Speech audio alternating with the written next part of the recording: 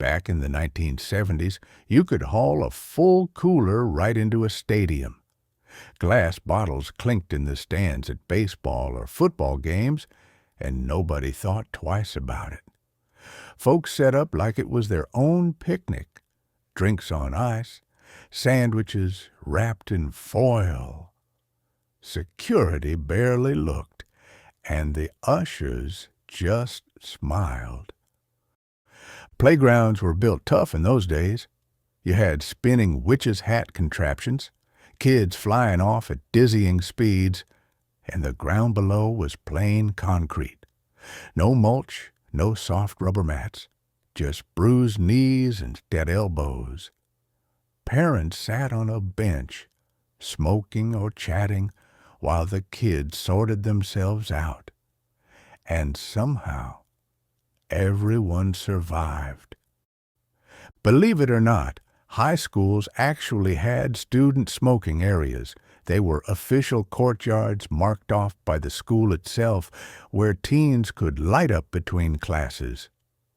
Teachers walked past, maybe giving a nod, but it was considered normal. The haze rolled across the quad, and nobody called it a problem until later. During the gas crisis, odd-even rationing dictated when you could fill up based on your license plate. Folks desperate for backup stashed gasoline in milk cans, glass jugs, even old coffee tins in the garage. The smell of fuel hung heavy in the air, but at the time, it was just part of coping. After the 55-mile-per-hour speed limit was set, CB radios became the voice of the highway.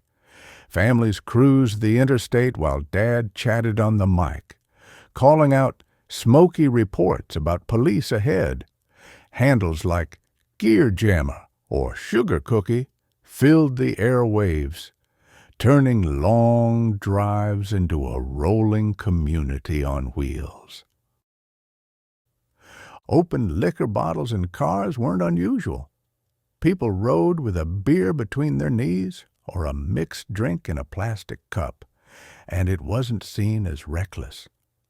Strict open container enforcement came later. Back then, the idea of sipping while driving didn't raise alarms. It was just part of a Friday night cruise. Neighborhood block parties sometimes featured whole pigs roasting in improvised oil drum smokers. Streets filled with smoke, laughter, and kids darting between tables of potato salad and deviled eggs. No permits, no catering licenses, just community. It was noisy, messy, and heartfelt. Today, regulations and ordinances would shut it down before the charcoal even lit. Airline pilots lit cigarettes right in the cockpit, mid-flight. Passengers barely noticed, because the whole cabin was already thick with smoke from the rows behind. Ashtrays were built into every armrest, and the smell of burning tobacco was as much a part of flying as the sound of the engines humming outside. Neighborhood movie nights meant somebody renting a 16-millimeter film, hanging a sheet on the garage, and telling folks to bring their own booze. Families dragged lawn chairs, set up coolers, and settled in under the stars. No permits, no licensing, just popcorn popping and kids running around while the reel clattered in the dark. Snow tires came with metal studs in those days, biting right into icy roads. They tore up pavement, leaving ruts and grooves, but for many states, it was perfectly legal. The crunch of studs on asphalt was part of winter's soundtrack, even though it left the streets scarred by spring thaw. Flying coach meant free drinks, real drinks. Flight attendants wheeled carts up the aisle and poured gin, whiskey, or wine for anyone who asked. No ID checks, no fees. Travelers toasted at 30,000 feet as if it were a cocktail party. Air travel felt like a luxury even on the cheapest tickets. Roller rinks were filled with smoke. Ashtrays lined the snack bar, parents puffed on the bleachers, and even the DJ sometimes spun records with a cigarette dangling. The haze mixed with disco lights as kids skated laps. Nobody called it secondhand smoke. It was just the atmosphere of a Friday night out. Truck parades rolled through town, tossing candy straight into the street. Kids darted between wheels and bumpers without a second thought, scrambling for gumdrops and Tootsie Rolls. Parents clapped along, smiling at the sight. Safety officers today would sound alarms, but back then it was just part of small-town fun and summer traditions. Cigarette companies openly sponsored booths at county fairs, handing out free swag, hats, matches, lighters, even sample packs. Families strolled by with kids in tow, and nobody blinked. Tobacco brands were everywhere, on banners, racetrack walls, even fairground rides. It was advertising at its boldest, long before regulation and lawsuits pushed it out of sight. Concerts in the 70s meant festival seating. Fans surged to the front the moment gates opened. No assigned rows, no barricades, just a sea of bodies pressing toward the stage. It was chaotic, loud, and risky, but fans called it electric. Today, tight security and designated seating have turned those free-for-alls into history. City buses came equipped with ashtrays on the floor and flip-open ceiling vents. Drivers often smoked with one hand on the wheel, steering with the other, while passengers lit up behind them. The air grew thick with tobacco smoke, but no one complained. It was simply the atmosphere of public transit in that era. Backyard pools often had no fences, no alarms, and no self-closing gates. Kids from the neighborhood wandered in for a swim on hot afternoons, sometimes with no adults in sight. It wasn't seen as a liability or danger, just summer fun. Today, it'd bring lawsuits, insurance nightmares, and safety inspectors in a heartbeat. Chlordane was the go-to treatment for termites. Sprayed heavy around house foundations, it was powerful stuff, meant to last for decades, and homeowners used it liberally. Later, it was banned for health and environmental reasons. But in the 1970s, most folks only knew it as the smell of getting the job done. Dime stores sold tiny turtles in plastic bowls to eager kids, often just a few inches long.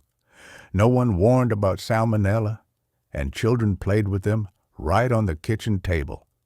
It wasn't until 1975 that the government banned the sale of turtles under 4 inches. But before that, they were everywhere. Dish soaps and laundry detergents in the 1970s were loaded with phosphates. They made water soft, dishes shine, and suds foam high, but they also fed algae blooms downstream. Back then, few thought about what drained out with the rinse water. Only that clothes looked whiter and sinks bubbled with satisfaction. Open municipal dumps burned nightly. Trash trucks dumped the day's load. Someone struck a match, and by evening, smoke curled into the sky. Kids sometimes biked out to watch the flames, while adults shrugged it off. Recycling programs hadn't taken root yet. Burning garbage was just a city's way of managing waste. Helmets were almost unheard of for kids on bikes.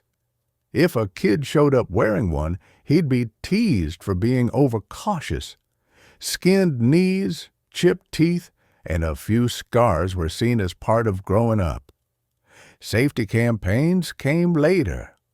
Back then, the only protection was the wind in your hair. Auto shop classes taught real greasework, but waste oil and gasoline were often dumped straight outside or into floor drains. Students drained cars into open pans and learned repair by doing, not by safety manual. Today, the EPA would shut it down in seconds, but then it was all part of shop class. Families often de-smogged new cars by removing the early catalytic converters and smog pumps. People thought emissions equipment robbed engines of power, so it came off quick in the garage. Nobody blinked at the smoke curling out the tailpipe. It was considered smart tinkering, not tampering with environmental law. Many families proudly displayed hunting rifles on wall racks in the living room. Windows were left open, screens rattling in the summer breeze, and nobody worried about theft or liability. Guns were seen as tools, not taboos, and visitors might comment on the craftsmanship instead of raising eyebrows at the sight. Home fuse boxes weren't always replaced properly. If a fuse blew, plenty of folks simply stuck a penny behind it and screwed it back in. The lights came on, but so did the fire risk. It was the poor man's fix, whispered about as clever, though it left houses just one spark from disaster. Little league fields were chalked by hand, often with lime tossed straight from a bucket. Kids inhaled dust clouds as the lines were drawn, coughing and laughing without concern. Coaches might wipe their hands on their pants and go right back to the game. Protective masks and safety gear were unheard of. Hitchhiking wasn't just for strangers. It crept into carpools, especially during gas shortages. If someone was walking the same direction, a neighbor pulled over and said, "Hop in." It wasn't seen as risky or unusual. Sharing rides was simply practical, whether it was friends, neighbors, or complete strangers catching a lift. School field trips sometimes went straight to the heart of a factory. Kids walked within feet of stamping presses, molten metal, or conveyor belts with little more than a teacher pointing things out. Hard hats and safety glasses weren't standard. Students wore their regular school clothes. The lessons were unforgettable, if a bit dangerous. In the 1970s, a bank teller often cashed a sizable check with nothing more than a signature and a smile.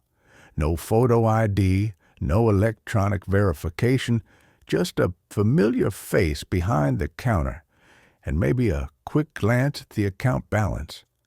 It was a trust-based system that feels unimaginable in today's fraud-conscious world. Teenagers commonly worked night shifts at gas stations, diners, and corner stores, sometimes barely old enough to drive themselves there. Labor laws weren't tightly enforced, and many kids spent long hours alone handling cash, pumping fuel, or serving burgers. Parents saw it as character building. Today, it'd bring legal issues and safety concerns instantly. When police found a teenager breaking curfew in the 1970s, the outcome was usually a stern lecture and a ride home. No citations, no paperwork, no court dates, just a verbal warning meant to scare a kid straight. Officers saw themselves as neighborhood guardians, not paper pushers. That quiet leniency is a rarity in modern policing. Sending a child to fly alone was simple: a paper ticket, a small pin with the airline's logo, and a flight attendant keeping a casual eye. No IDs, no TSA lines, no background checks. Parents waved goodbye at the gate, and kids felt a sense of adventure. It was travel on trust, not paperwork. Cleaning products in the 1970s carried few warnings, and most had no child-proof caps. Bleach, lye, ammonia, potent chemicals sat under kitchen sinks in brightly colored bottles. Parents taught caution, but accidents weren't rare. Today's bold labels and locking caps make the old packaging seem reckless, but back then, it was standard household fare. Beauty salons were often filled with the scent of burning cigarettes mixed with aerosol hairspray. Customers sat under giant hood dryers puffing smoke, while stylists sprayed clouds of CFC-laced lacquer into the air.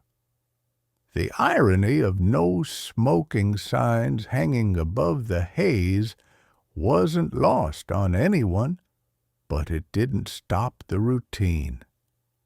Police cruisers had no cages, cameras, or partitions, just a bench seat.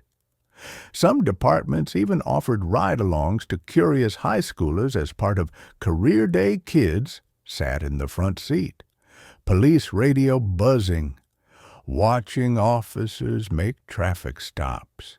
Today, insurance and liability alone would stop such a practice before it started. When winter froze the lake solid, families sometimes drove cars and trucks right onto the ice to set up for fishing. No permits, no ropes, no safety checks, just common sense and confidence in the thickness. Pickup beds became shelters. Kids played hockey on the surface, and it was considered perfectly ordinary winter fun. Drugstores still sold glass thermometers filled with mercury and reusable glass syringes. Parents bought them, sterilized them at home, and kept them for years. It was just part of the family medicine cabinet. Today, the idea of mercury in a child's mouth or a home stock of syringes would bring immediate concern. City fireworks shows were often little more than volunteers lighting fuses in a parking lot. They used coffee cans for spent shells and a rope line for safety. Spectators sat on blankets just yards away, flinching at the booms. Permits, professionals, and barricades came later. In the 70s, it was all homemade spectacle. Farm kids as young as 12 or 13 commonly drove tractors and wagons on public roads during harvest. A wave from a passing sheriff was enough approval. No escort vehicles, no flashing lights, just a boy or girl pulling grain at a crawl, proudly part of the family's work. Today, it'd draw tickets and questions. Science class sometimes included backyard-style rocket launches using baking soda and vinegar, or even sturdier metal launch rods for serious projects. Goggles and safety gear weren't part of the plan. Teachers clapped as students lit fuses or flipped switches, thrilled to see something fly sky high.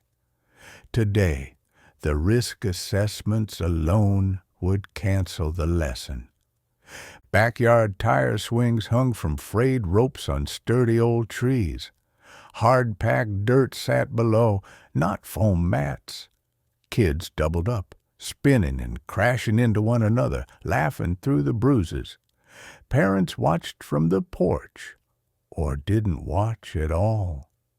The rough edges of childhood were considered part of the fun.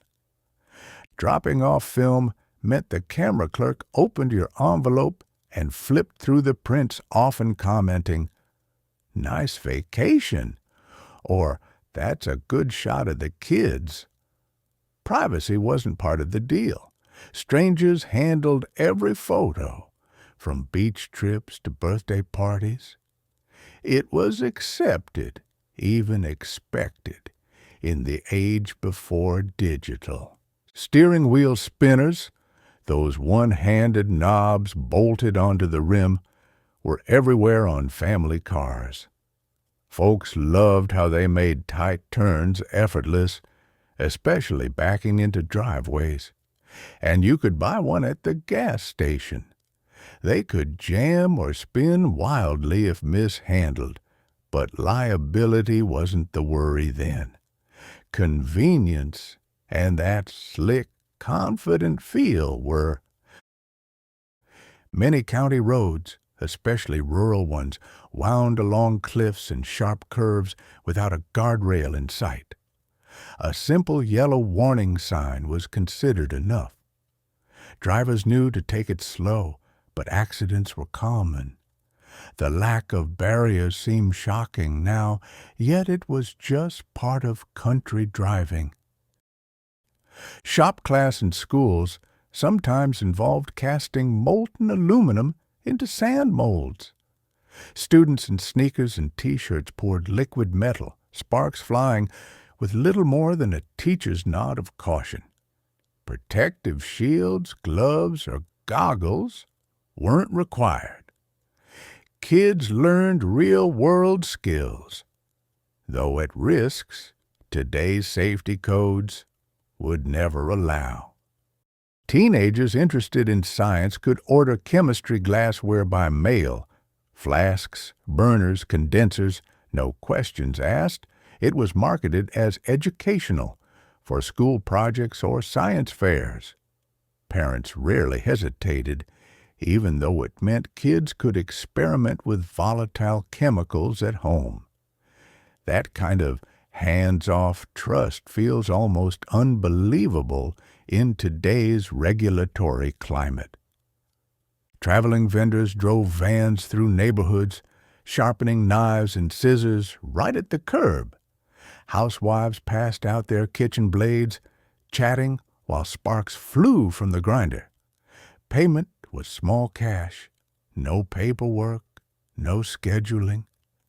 It was a service that faded fast, but in the 70s, it was a routine sight on quiet streets.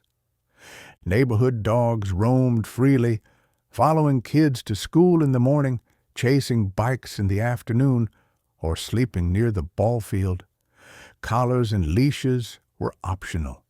Neighbors knew every dog by name, and strays blended in. It was a carefree time before leash laws and liability worries made free-roaming pets rare. On cold nights, many homes turned to kerosene heaters, even in poorly ventilated rooms. Windows barely cracked, the smell hung in the air, but it took the chill off. Parents warned kids not to touch the hot grates, and that was about it. Today, fire marshals and safety inspectors would recoil at the risk. Cigarette vending machines stood in restaurants, motels, and bowling alleys, glowing with neon logos. A kid with a handful of quarters could pull the lever and get a fresh pack. No questions asked. Nobody checked IDs or thought twice. By the 80s, they were getting pushed out, but in the 70s, they blended right into everyday life. Asbestos was everywhere. Ceiling tiles, floor tiles, pipe wrap, even stage curtains in schools and auditoriums. Nobody gave a second thought to the fibers floating in the air. Custodians swept up the dust with bare hands. Entire generations spent their school years surrounded by the stuff, with not a single warning label or hazard sign in sight. A phone book landed on every doorstep, big as a brick, with names, addresses, and numbers of everyone in town printed in black and white. Privacy wasn't part of the conversation. It was considered a public service. If you wanted to call a stranger or drop by, you flipped the pages, and there they were, listed right there. The 3-martini lunch was more than a joke. It was a business ritual. Executives lingered over steaks and cocktails for hours, closing deals with a handshake instead of a contract. By the time the check came, the afternoon was gone. Today it would raise eyebrows and HR flags, but back then it was just considered good networking. Roadside fireworks stands popped up every summer, stocked with bottle rockets, cherry bombs, and strings of firecrackers.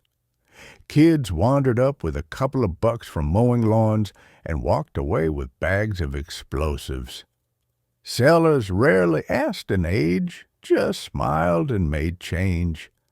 Neighborhoods lit up at night with bangs and sparks on every block.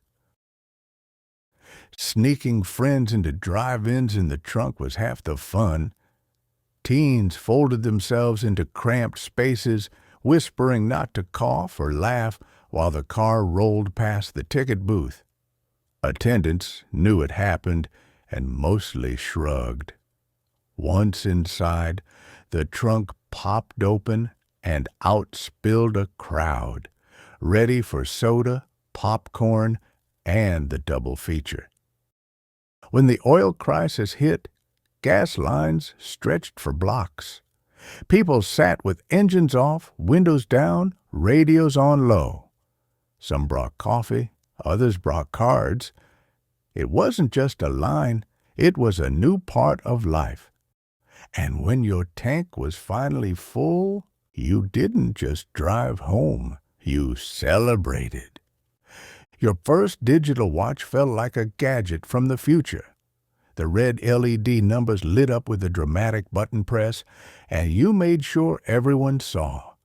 You didn't just check the time, you presented it. And if it had a stopwatch, forget it. That thing ran your whole recess kingdom. The world felt smaller, no internet, no constant pings. Just phone calls, letters, and neighbors who waved when they passed. People knew your name at the store. You borrowed sugar. You shared things. It wasn't perfect, but it was close. And somehow that closeness stuck. You knew you'd made it when you slid behind the wheel of a Chevy Impala, a Cutlass Supreme, or a Ford LTD the size of a small boat. You didn't drive, you cruised. Long hoods, wide seats, soft suspension, and enough metal to survive a demolition derby. They weren't cars. They were kingdoms on wheels. You didn't just watch Happy Days, you lived for it. Fonzie wasn't just a character, he was a movement. Cool without trying, jacket over the shoulder, one "Ay," and the whole living room smiled. For 1/2 hour a week, the world slowed down, and you believed maybe, just maybe, you could be that cool too. Brown shag carpeting didn't match anything, and somehow matched everything. It was thick, warm, and absolutely impossible to vacuum clean. Kids got lost in it, pets sank into it, and static shocks waited around every corner, but it was the look, and every house had it. even if nobody could explain why. A house in 1970? Around $17,000. And by the mid-'70s, you'd need double that. People still groaned about prices, but owning a home was normal, not a pipe dream. You painted it yourself, mowed on weekends, and probably knew every neighbor on the block by name. If your kitchen didn't have avocado green somewhere, were you even trying? Mix in some burnt orange countertops, and you had the culinary color scheme of the decade. Everything felt just a little funky. And somehow, food tasted better when the fridge looked like guacamole and the cabinets looked like Halloween. Jamming an 8-track into the dashboard was a ritual. The click, the slide, the hope it wouldn't switch tracks mid-song. You didn't mind. Even when it looped back to the beginning, you just wanted the music loud and the road long. And if the tape got stuck, you prayed and pulled gently. After seeing Saturday Night Fever, you tried the moves. In socks on the kitchen floor, mirror in the hallway, maybe a little spin when no one was watching. You weren't John Travolta, but for a minute you felt like you were. And that was enough to keep dancing way past bedtime. Everyone had a CB radio or wanted one. You picked your call sign, practiced your lingo, and hoped someone cool was on Channel 19. It wasn't just for truckers anymore. It was social media before social media. 10-4, good buddy, over and out. Sidewalks sparkled with the silver tabs from soda cans. You'd pop one off, flick it with your thumb, and watch it skitter like a hockey puck.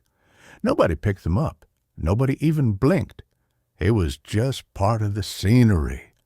Metallic confetti from a country that ran on fizzy sugar.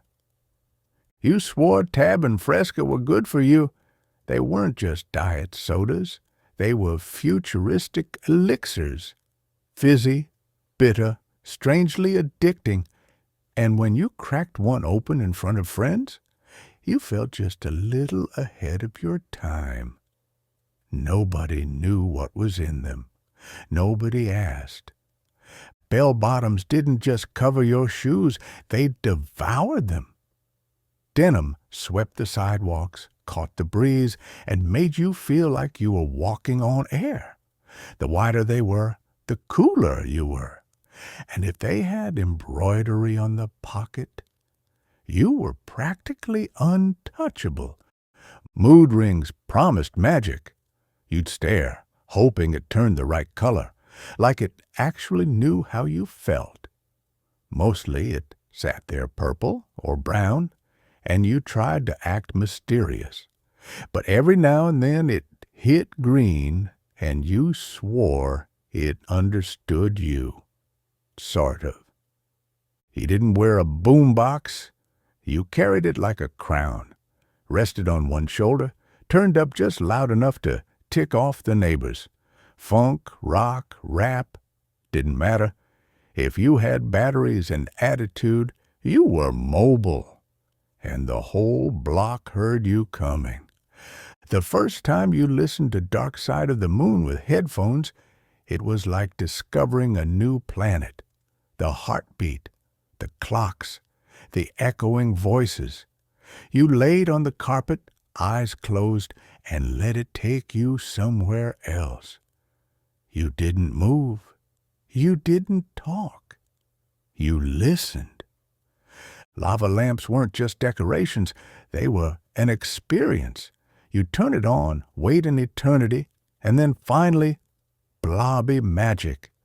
The wax floated, split, rejoined. You didn't look at it. You looked into it.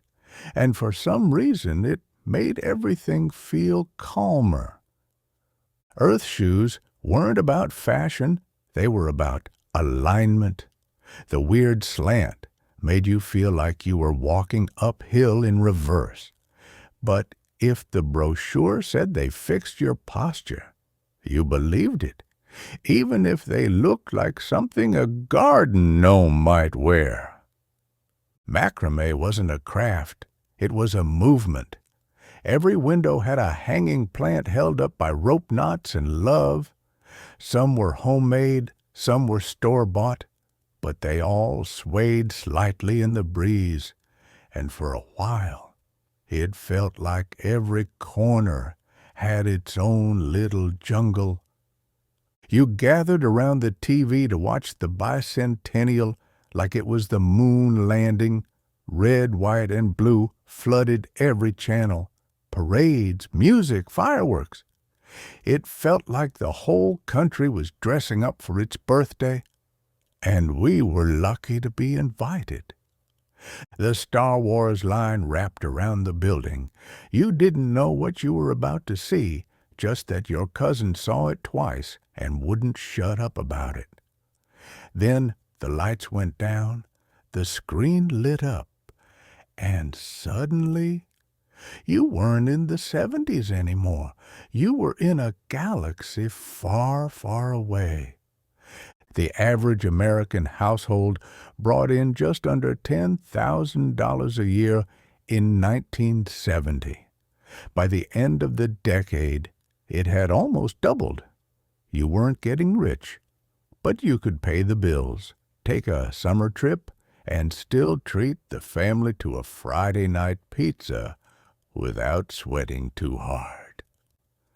Gas was cheap until it wasn't. Early in the decade, you could fill the tank for under $4. But once the oil crisis hit, prices nearly tripled. Suddenly, just a drive became, maybe we wait. People bought smaller cars, carpooled more, and kept an eye on the pump like never before. Casey Kasem counted them down every weekend. You sat in the car, fingers crossed, hoping your favorite song made the top 5. And when it did, you rolled the window down, turned the dial up, and sang every word like the whole highway was your stage. You sat cross-legged on the carpet, squinting at the screen, holding the joystick like it was a spaceship control. Pong wasn't flashy, but back then, it felt like the future. 2 rectangles and a square ball bouncing back and forth. And somehow you could play for hours and still argue over who cheated. School papers came home with that faint purple ink, fresh from the mimeograph machine. The smell hit first, then the smudges, then the realization that it was probably crooked, blurry, and barely legible. But it was official, and it meant school happened. You'd sniff it once and tuck it into your folder like gold. Typing on an electric typewriter wasn't quiet work. It roared, clacked, and hummed like it had a motorbike inside. Every letter punched the page with authority. You made typos, slapped the correction tape, and kept going. And when the page was done, you pulled it out with a snap like you were finishing a masterpiece. You dropped off your roll of film at the photomat, handed it through the tiny drive-up window, and waited days for magic. Would the photos be blurry, overexposed, glorious? Who knew? You just hoped your thumb wasn't in every shot. That little kiosk was the gateway to your memories or disappointments. Writing letters wasn't a task. It was a moment. You picked your best pen, found decent paper, and curled into a chair. You wrote in cursive, full loops, perfect lines, and maybe added a doodle in the margin. Then you sealed it with care and hoped the person on the other end smiled. You opened your lunch bag and sighed. Bologna again. white bread, maybe a slice of cheese if you were lucky, and a cookie smashed flat from the juice box. It wasn't glamorous, but it was dependable. Every kid at the table had something similar. It was the culinary shrug of school days. TV reception was a constant battle. You fiddled with the rabbit ears, added aluminum foil, tilted the whole set, and held your breath. One sneeze from across the room could ruin everything. But when it worked, crystal clearish magic. You learned that perfect static-free channels were earned, not given. Beanbag chairs promised comfort, but delivered chaos. You flopped down, sunk too deep, and tried not to get stuck. They were always a little too lumpy, a little too flat, but somehow perfect.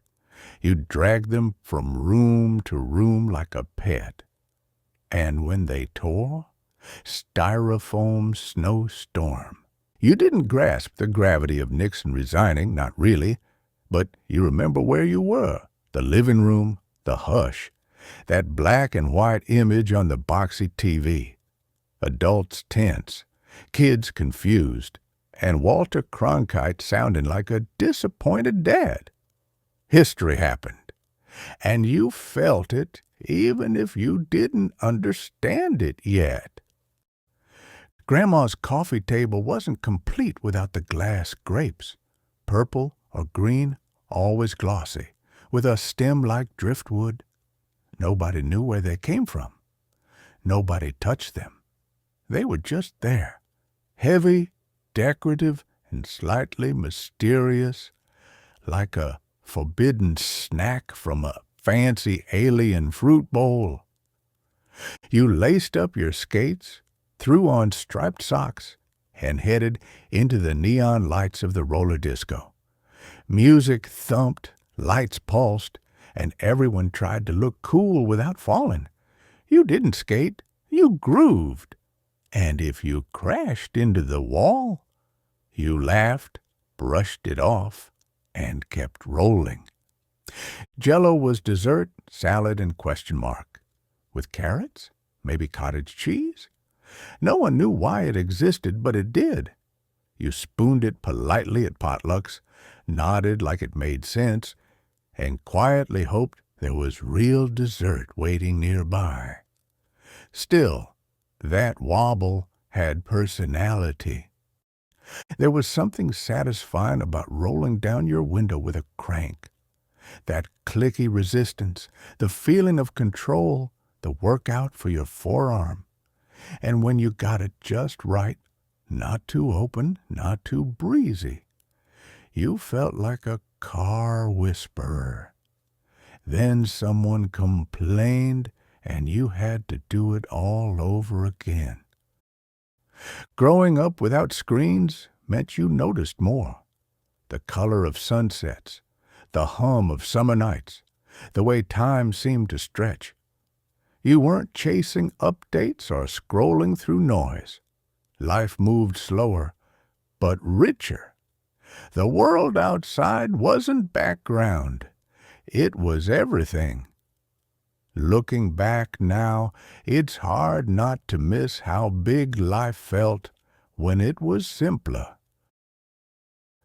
Halloween meant homemade costumes, ghosts from old sheets, knights from cardboard, cowboys from your dad's hat. You grabbed a pillowcase and hit the streets as the sun went down. Porch lights blinked like beacons, and candy filled your bag until it was too heavy to carry. No store-bought perfection, just pure imagination and enough sugar to last till Christmas. Before green screens and radar maps, local weathermen used magnets shaped like clouds and suns. They'd slide them across a big blue board, smiling as they guessed tomorrow's forecast. It was charmingly low-tech, part show, part science. You believed them completely, even when they were wrong. Weather felt human then. delivered by someone who might be your next-door neighbor.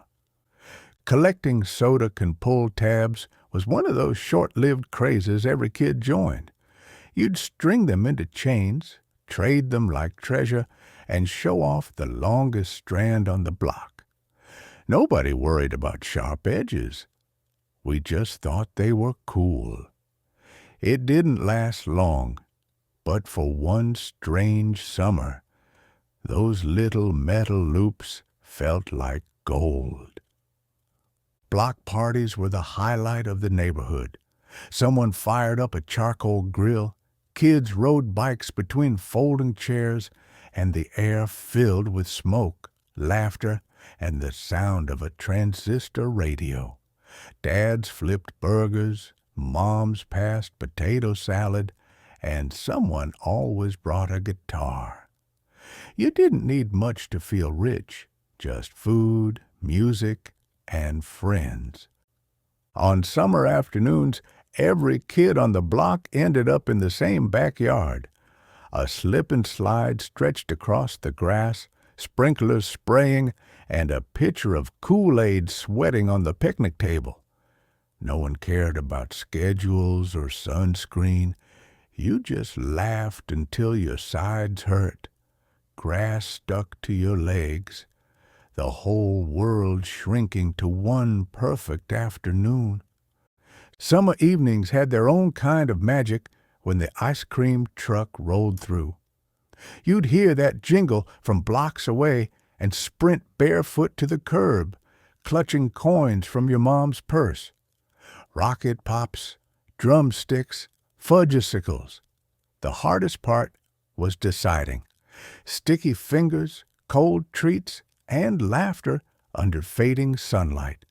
That sound still echoes through the years. Give a kid a few cardboard boxes, and they'd build a whole universe.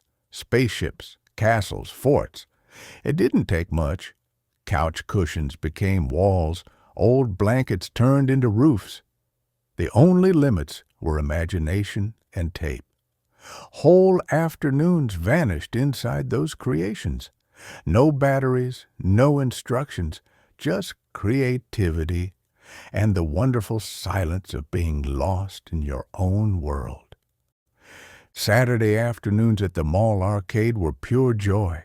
You'd walk in with pockets full of quarters and the sound of pinballs, beeps, and laughter all around. A soft pretzel or a slice of pizza kept you fueled between games.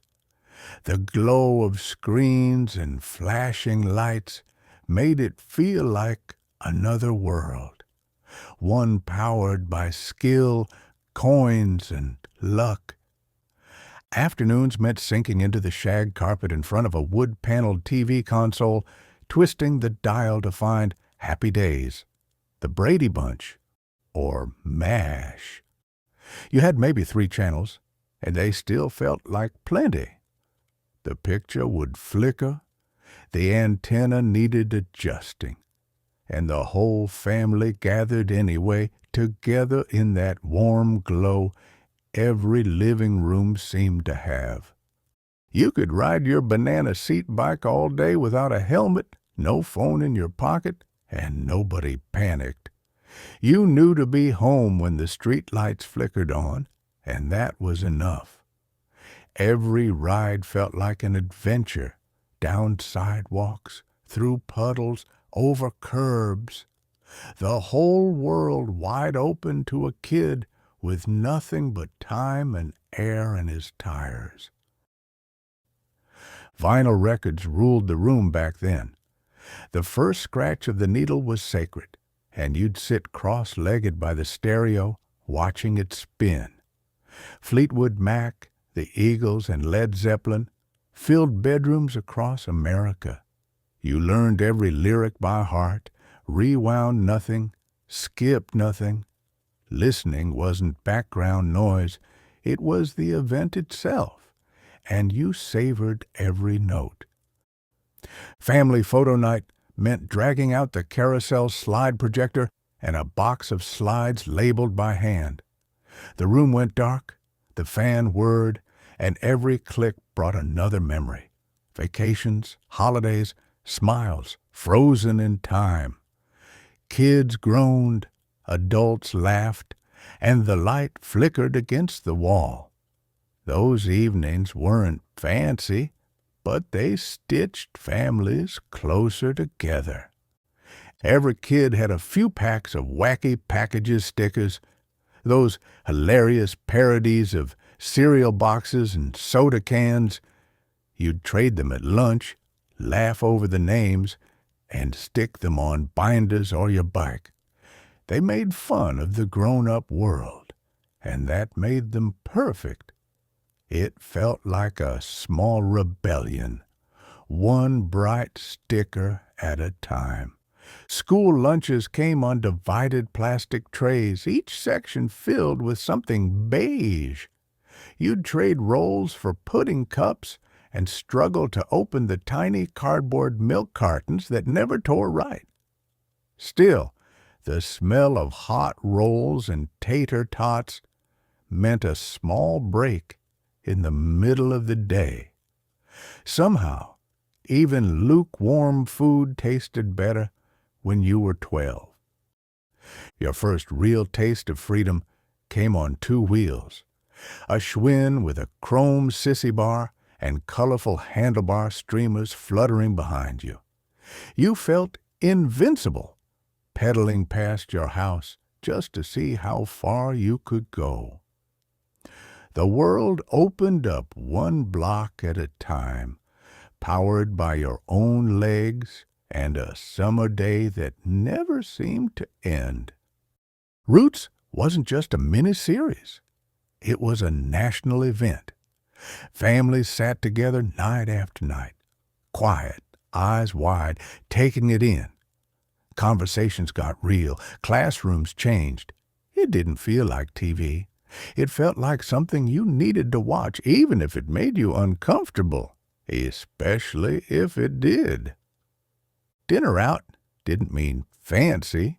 It meant a local buffet with vinyl booths, neon signs, and mystery meat. You stacked your plate with mac and cheese, maybe Jell-O, maybe something brown and gravy, and you always came back for seconds. Even if nothing tasted quite like home, it was out. And that was enough. You said far out like it meant something, and it did. It meant wow, cool, strange, amazing. It rolled off the tongue and made things feel more chill. You didn't just see something weird. You saw something far out. And everyone nodded like that explained everything. Fire drills weren't chaotic. They were rehearsed theater. Single file, no talking, maybe a giggle. Teachers had clipboards. Kids had a plan. You didn't really fear fire. You feared messing up the line. You stood in the parking lot, squinting at the sun, waiting to go back in like pros. Leisure suits snuck in one polyester thread at a time. They were smooth, shiny, and somehow acceptable in every color, from beige to baby blue. Weddings, job interviews, discos, didn't matter. You zipped up, puffed out your chest, and hoped the fabric didn't swish too loudly when you walked. Polaroids weren't just photos. They were instant miracles. You snapped, waited, and, even though you weren't supposed to, shook it like it helped. Watching the image appear felt like magic. Sometimes it was blurry, sometimes overexposed. But it was yours in seconds, and that made it special. Smoking sections were everywhere. Airplanes, diners, movie theaters, ashtrays clinked, smoke curled in the sunlight, and nobody batted an eye. You'd eat pancakes while someone lit a Marlboro at the next table. It wasn't strange. It was just air. That was the 70s. Candy cigarettes were a rite of passage. Chalky little sticks you puffed like you were grown. Some even had red tips to look lit. You felt rebellious and silly at the same time. Parents shrugged. Teachers turned a blind eye, and nobody thought twice until they finally disappeared. Saturday mornings belonged to cartoons and cereal. You'd wake up early, still in pajamas, pour a mountain of sugar into a bowl, and plant yourself in front of the TV. Looney Tunes, Scooby-Doo, commercials for toys you'd beg for later. This was sacred time. No chores until noon. That was the rule. Quicksand was terrifying. Cartoons made it look like it could happen anywhere. Parks, backyards, maybe the sandbox. One wrong step, and you were toast. You stayed alert, watched your footing, and warned your friends. Turns out it was rare. But nobody told us that. We were ready to wrestle vines. Grandma's house had rules. The plastic runners covered the carpet, and you never stepped off them. They crinkled under your socks, stuck to bare feet, and led like trails through the living room jungle. Step off. Prepare for a glare. Somehow, the actual carpet never saw daylight. Threading the school projector film strip felt like surgery. One wrong move and the whole thing jammed or tore. You fed it carefully, looped it just right, and hit play. The ticking noise started, the lights dimmed, and for 10 glorious minutes, no one had to open a book. Hitchhiking felt like freedom. Thumb out, backpack over one shoulder, and maybe a cardboard sign with a town name scribbled in pen. You didn't know who'd stop, just that someone usually would. It was risky, sure, but for a lot of people, it was just part of the ride. You'd hear it drifting from a passing car or someone's radio on the porch, blowing in the wind, American Pie, maybe Bridge Over Troubled Water. The lyrics didn't always make sense, but they felt like something. You didn't have to understand them. You just knew they mattered. Tube tops and short shorts weren't a fashion choice. They were just what people wore. Bright colors, no shame, tan shoulders, and high socks. No one thought twice about it. If you had roller skates on too, even better. It was freedom, awkward tan lines, and just the right amount of breeze.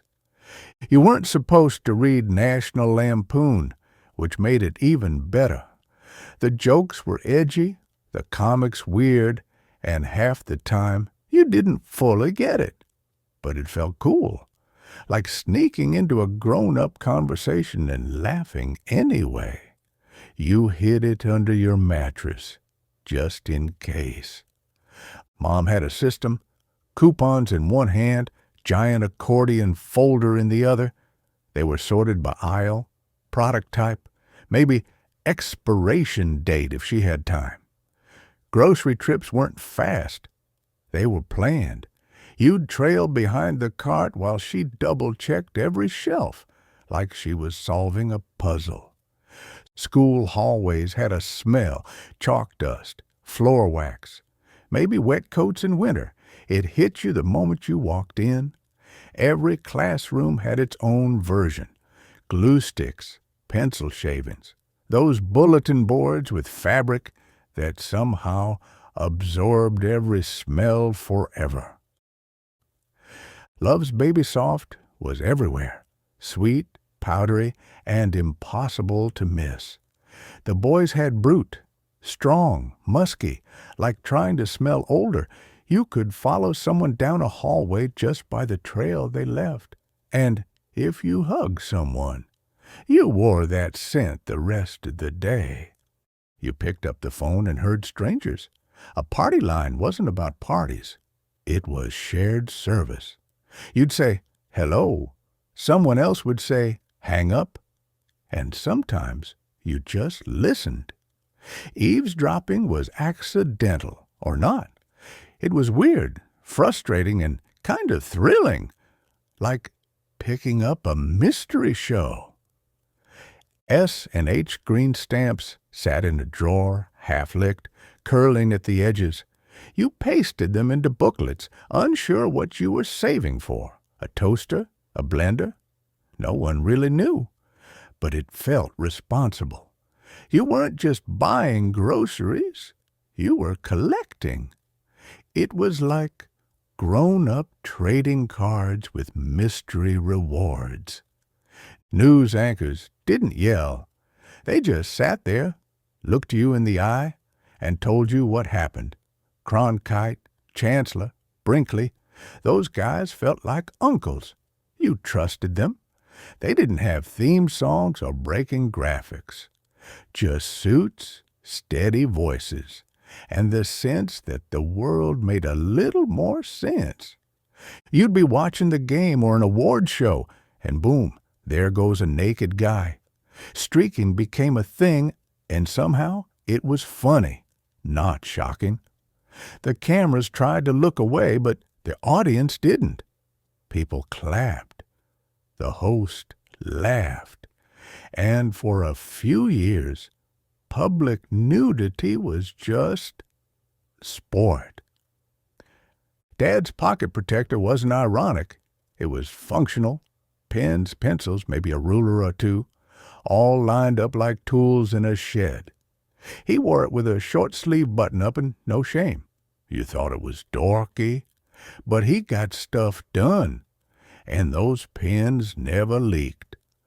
Every table had a glass ashtray, even if no one smoked. They were thick, floral, cold to the touch, and weirdly permanent. You could stub out a cigarette or drop in a mint. Some were dusty, some had coins, but they were always there. Part decoration, part mystery object. When the classroom TV got wheeled in on a big metal cart, the whole room buzzed. It meant a movie, a live launch, or something historical. You didn't care what. It was better than math. The screen flickered, the sound buzzed, and for once, everyone paid attention. Those metal ice cube trays were an ordeal. You had to lift that lever like you were launching something. Loud crack, ice flying, fingers freezing. You swore you'd never do it again, and then did it anyway. Somehow they still worked better than plastic ones. Barely, but they felt sturdy, like everything back then. Every kitchen had that one pitcher, always plastic, usually orange. The lid never fit right. The spout dribbled, and it was forever stained from grape drink or tang. But it poured every breakfast, sat on every table, and never broke. It was ugly. It was perfect. It was the 70s. Playground gear wasn't safe. It was tall, metal, rusty, and blister hot in the summer. Slides launched you. Swings had sharp chains. Monkey bars doubled as dental hazards. No padding, no helmets, just asphalt and bravado. You climbed it all, and maybe broke something. But man, it was glorious. The gym always smelled like rubber mats, sweat, and right guard. You'd walk in, hear a whistle, and hope it wasn't dodgeball day. Those mats never laid flat. The floor echoed, and your sneakers made that squeaky ee sound no matter how cool you tried to walk. The drive-in was more about the experience than the movie. You clipped the speaker to your window, fiddled with the volume, and hoped the picture stayed in focus. Foggy windshields, popcorn in laps, and parents half watching while kids fell asleep in the back. It wasn't perfect. It was better. You turned on the gong show and instantly lost control. Bad acts, weird judges, someone hitting the gong mid-song. It felt like TV on the edge of a breakdown, and you couldn't stop watching. It made no sense. It had no rules. And somehow it made you laugh out loud. Tailgates weren't just for football. You stood on them to reach things, to hang out, to ride, sometimes while the car was moving. Nobody thought it was strange. It was just another part of the station wagon life. You weren't buckled in. You were just hanging on. Kickball games happened in the street. Bases were chalk lines or someone's backpack. You played until dark, or until someone yelled, "Car!" Then everyone scattered to the curb like pros. As soon as it passed, game back on. No rules, no refs, just sweat and bragging rights. Plastic flower decals were stuck to everything. Your mom's Tupperware, your sister's mirror, the family van. Bright reds, yellows, and oranges, peeling at the corners, faded in the sun, and somehow still cheerful. They didn't match anything, but no one cared. That wood-paneled stereo cabinet was sacred. It had shelves for vinyl, a spot for headphones, and a needle you handled like it was sacred. Your sibling cranked Zeppelin, Pink Floyd, or Fleetwood Mac until the walls rattled. You couldn't open a window, but you could feel the bass in your bones. Tang wasn't tasty, but the astronauts drank it, so you did too. Powder in the cup, stir until foamy, and gulp. It tasted like science, and orange mixed with cardboard.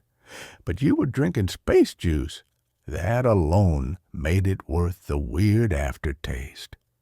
Every waiting room had Rita's Digest. It was never new, always dog-eared, and still full of jokes, drama, and things you didn't quite get. But you flipped through it anyway. It made you feel a little smarter, or at least distracted, while you waited for the dentist to call your name. You'd wait for your favorite song to come on the radio, finger on the tape recorder button. Miss the first note? Too bad. Get the DJ's voice in there? Even better. That was your mixtape, homemade, imperfect, and priceless. It didn't just play music. It captured moments. When The $6 Million Man or Charlie's Angels came on, it felt like the whole country was watching with you. You'd sit on the floor in front of the TV, popcorn ready, no rewinds or replays, just one chance to see it live. The next morning, everyone at school talked about it, word for word, like it was national news. Getting your first Polaroid camera was pure magic. You'd snap a picture, wave the film in the air, and watch as it slowly appeared before your eyes. No waiting, no lab, just instant proof that a moment happened. The colors always looked a little strange, but you didn't care. It was your life, developing right there in your hands. Swanson TV dinners were a Friday night treat. Foil trays filled with mashed potatoes, peas, and fried chicken, all steaming after a half hour in the oven. You'd set it on a folding tray in front of the television, fork tapping against the metal edges. It wasn't fancy, but it felt futuristic. Dinner and entertainment served together in one easy box. Roller rinks were the heartbeat of every small town. The lights were dim, the mirror ball spun, and the disco beat echoed off every wall. You'd rent a pair of brown skates with orange wheels, grab your friend's hands, and glide under colored lights. The smell of popcorn and floor polish filled the air, a mix you can still remember perfectly. Saturday morning cartoons felt like a weekly holiday. You'd wake before anyone else, pour yourself a mountain of cereal, and plant in front of the TV. Bugs Bunny, Scooby-Doo, and the Jetsons filled the morning with color and noise. The commercials were half the fun. Toy cars, dolls, and breakfast cereals, all selling a world perfectly made for kids. Breakfast wasn't complete without reading the back of the cereal box. Mazes, jokes, contests, secret codes.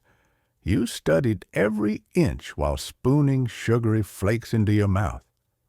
Some boxes had prizes inside, plastic toys you'd dig for before anyone else could. In those quiet mornings, cereal wasn't just breakfast. It was entertainment, imagination, and sugar-fueled joy in a bowl. Drive-in movies were more than entertainment. They were events. You'd pile into the car with blankets, bug spray, and a trunk full of snacks. The speaker crackled when you hung it on the window, and the screen glowed against the dark. Fireflies flickered, laughter carried from car to car, and the smell of popcorn mixed with summer air. Pure magic. Every kid had something they treasured. Maybe Star Wars action figures lined up on a shelf, or a Barbie with a tiny wardrobe packed in her case. There were no screens, no passwords, just imagination running wild. You could spend hours lost in those little worlds, long before everything became plastic and pixelated. Simpler toys, maybe, but bigger memories. Riding in the back of a station wagon felt like freedom. No seatbelts, no worries, just you waving at passing truckers through the rear window, daring them to honk. The air smelled like vinyl and gasoline, and the road stretched endlessly ahead. Those backseat adventures weren't just trips. They were little pieces of childhood carved into motion. Lunch from home came in a brown paper bag, folded tight at the top. Inside were peanut butter sandwiches, a red apple, and maybe a Twinkie, if you were lucky.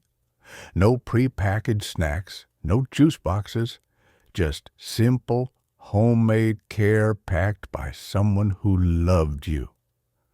That crumpled paper bag carried more comfort than any lunch box ever could. Snow days felt like winning the lottery. You'd wake to see white piled high, grab a sled, and run outside before breakfast.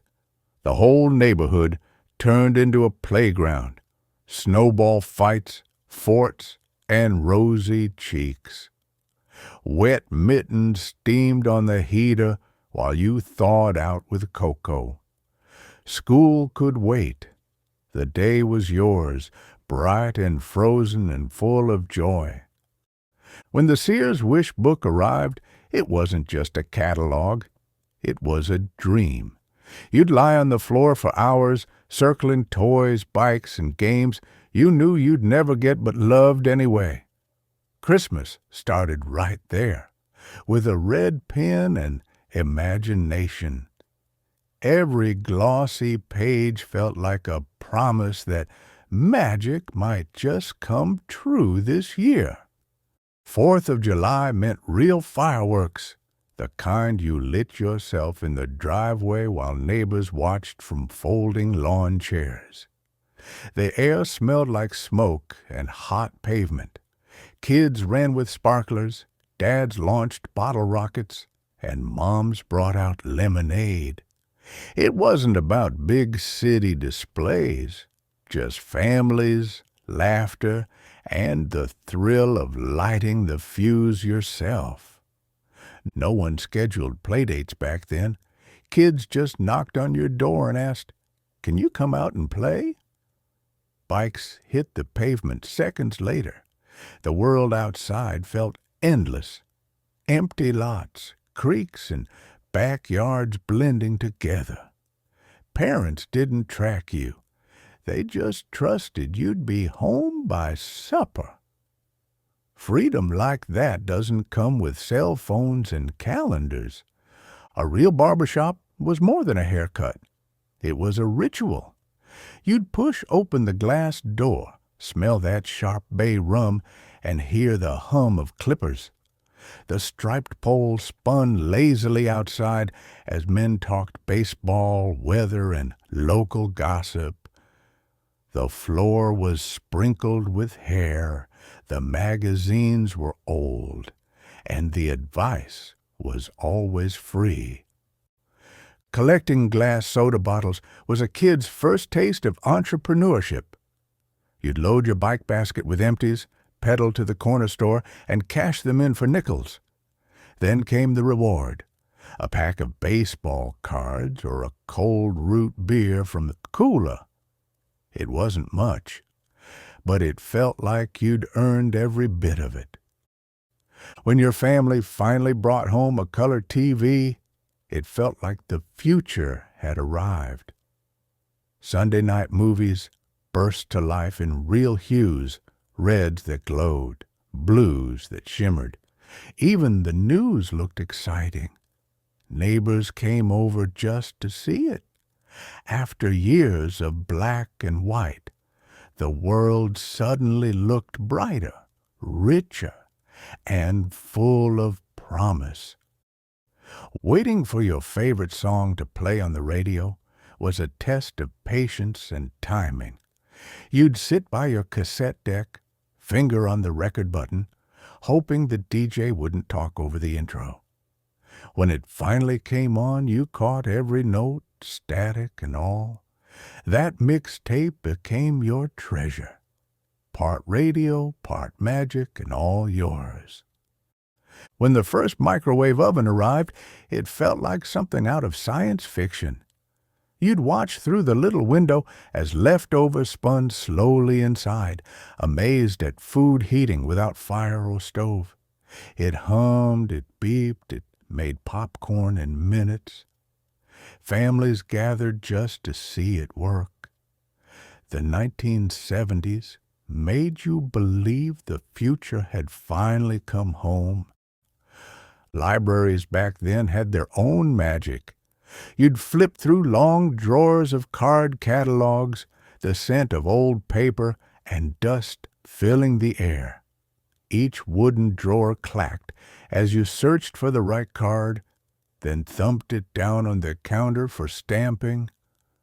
The rhythm of books, pages, and whispers felt like a slower world that belonged to everyone. Building model airplanes or cars was the kind of patience kids had back then. You'd sit cross-legged on the living room floor, glue that smelled suspiciously strong in hand, and tiny pieces spread across the carpet. Sometimes the decals went on crooked, but it didn't matter. When you finished, it wasn't just a model. It was proof of effort and pride. Every cool room had a lava lamp glowing in the corner. You'd watch the colored blobs drift and merge under the soft hum of late-night radio. It was hypnotic, like time itself slowing down. No screens, no rush, just you, the glow, and the music. The world outside could wait. Inside that room, everything moved at its own pace. Classrooms smelled of pencil shavings and chalk dust, with green blackboards stretching across the wall. Teachers clapped erasers outside at day's end, sending white clouds into the air. Desks had carvings from generations before, and pencil sharpeners whirred like tiny engines. Learning felt simpler then. Books, paper, and patience. The only glow came from sunlight slanting across wooden floors. Mail order catalogs were their own kind of thrill. You'd pick something out, fill in the form, and drop it in the mailbox with a money order. Then came the waiting, weeks of checking the porch for a brown box. When it finally arrived, it felt like Christmas. Delayed gratification was just how life worked, and somehow that made it sweeter. Sunday mornings meant tuning into Casey Kasem's American Top 40. His voice floated through every kitchen and car radio, counting down the hits as you guessed who'd land at number 1. You heard your favorite songs mixed with new ones you didn't know yet. It was more than music. It was the sound of the decade, one countdown at a time. You can still picture it. Bell bottoms swishing as you walked, mood rings changing color on your finger, and T-shirts with iron-on designs that shifted with the sun. Fashion in the 70s was loud, fun, and unapologetic. You didn't dress to impress, you dressed to express. Every outfit felt like a small rebellion, and somehow everyone pulled it off. School buses rattled and bounced, all metal and noise. There were no seat belts, just rows of green vinyl seats that stuck to your legs in summer. Windows squeaked when you pushed them down, letting in the smell of diesel and dust. The driver's voice barely cut through the chatter. It wasn't comfortable, but it was freedom. The road to everywhere. At night, you'd sneak a small radio under your pillow, the glow of its dial barely visible in the dark. Late-night DJs spoke softly between songs, or you'd catch a baseball game fading in and out through static. It felt like a secret world made just for you. Quiet, personal, and far away from everything that waited in the morning. Helping your dad work on the car was a rite of passage. You'd hand him wrenches, get oil on your hands, and learn words you weren't supposed to repeat. The smell of grease and gasoline filled the air. No shop manuals, no sensors, just tools, patience, and pride. Fixing things together wasn't about the car. It was about the bond. When Atari's Pong hit living rooms, it felt like science fiction. 2 paddles, 1 dot, endless fun. Families gathered around, cheering every bounce like a real match. The bleeps and bloops filled the air, and friendly rivalries stretched long into the night. It was the start of something new, a simple game that somehow changed everything. Cereal boxes came with real prizes back then, little plastic toys or decoder rings buried in the flakes. You'd dig through the box, ignoring your mom's warnings, until your hand hit treasure. Sometimes it wasn't even that good, but the thrill was the point. Breakfast felt like an adventure, and every bowl came with a chance to strike gold. Some of the best memories came from doing absolutely nothing, lying in the grass, listening to cicadas hum, and watching airplanes crawl across a perfect blue sky. The world felt endless, and time didn't matter. You'd trace shapes in clouds, swat at mosquitoes, and dream about everything you'd someday do. Simpler times, slower days, and the sound of summer itself. Owning a stack of records meant owning your personality. You'd slide each vinyl into a crate, alphabetized them, and flipped through for guests like it was a biography. Every scratch told a story. Sharing music wasn't streaming. It was dropping the needle and watching your friends nod along. Your record collection said who you were before words ever could. The hum and clang of a pinball machine filled every arcade and pizza joint. You'd line up quarters on the glass, waiting your turn, watching the flashing lights and spinning numbers. The game wasn't about winning. It was about rhythm, touch, and the satisfying click of the flippers. In the 70s, pinball was king, and everyone wanted the high score. Jumping rope wasn't casual. You did it like your life depended on it. Knees high, elbows pumping, full body motion. On the playground or sidewalk, alone or in double dutch, it was more than exercise. It was rhythm, breath, and bragging rights. And if you tripped, laughter, then back in line.